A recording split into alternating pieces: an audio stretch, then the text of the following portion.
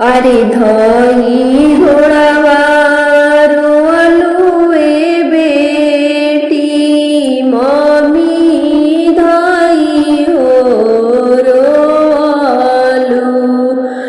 अरे धई घोड़ावारो अलुए बेटी मम्मी के धई हो रोलू।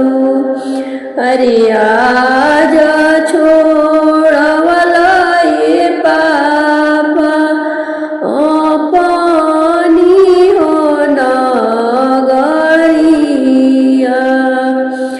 अरे कौने कारणवा ये पापा छोड़वला अपन हो नगरिया। अरे किया हमार हनी हो पापा चोरानी से हो चटनी। अरे किया तोहार सभवा में पापा पगड़ी होगी रवानी।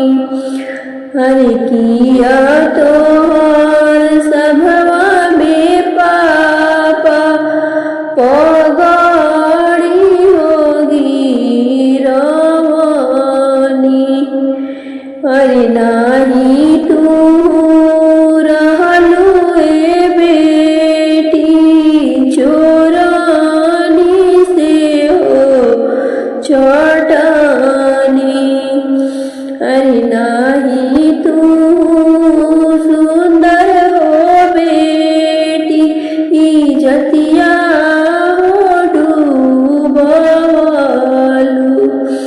अरे नाही तू सुंदर हो बेटी इजतिया हो डूबलू।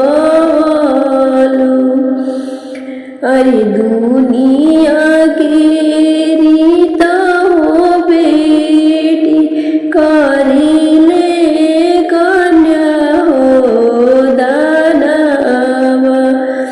अरे दुनिया के रीता हो बेटी करीले कन्या हो दानवा।